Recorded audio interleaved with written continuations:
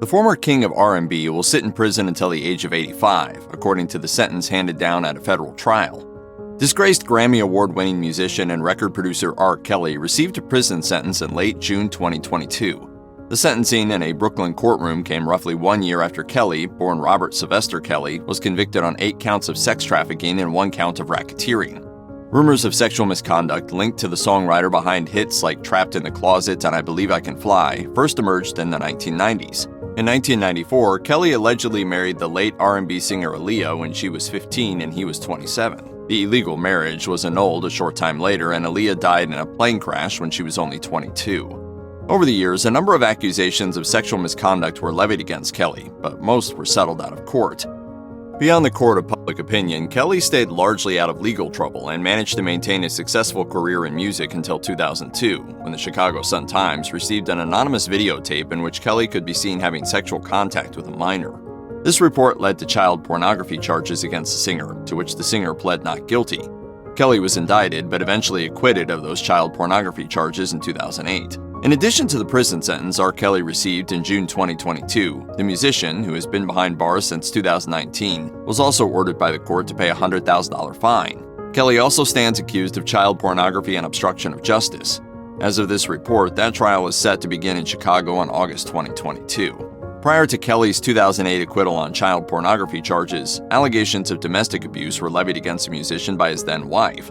After his 2008 acquittal, BuzzFeed published a damning report alleging that Kelly was known to abuse his industry power by luring young women who dreamed of success in the music business into his orbit. In that BuzzFeed article, Kelly's influence was described as a cult in which sexual abuse of underage girls was alleged to take place.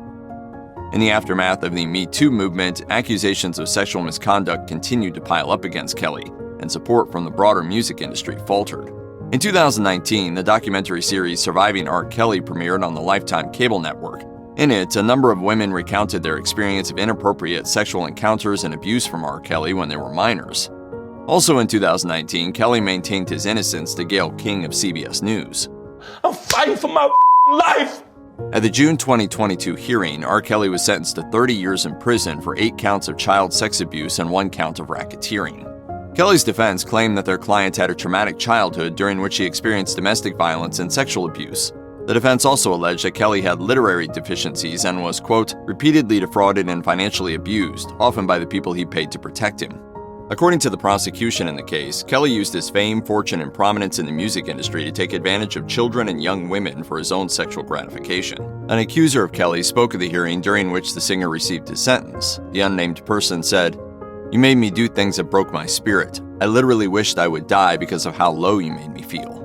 Reportedly, the multi-platinum selling artist could have been sentenced to as little as 10 years in jail or received a sentence as long as life in prison. Kelly's defense claimed that their client posed no immediate threat to the public, and for that reason, the minimum 10-year sentence would be most appropriate. That request was denied.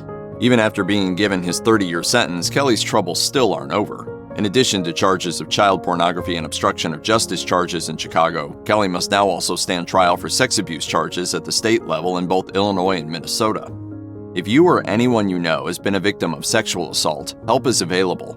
Visit the Rape, Abuse, and Incest National Network website or contact RAIN's National Helpline at 1-800-656-HOPE 4673.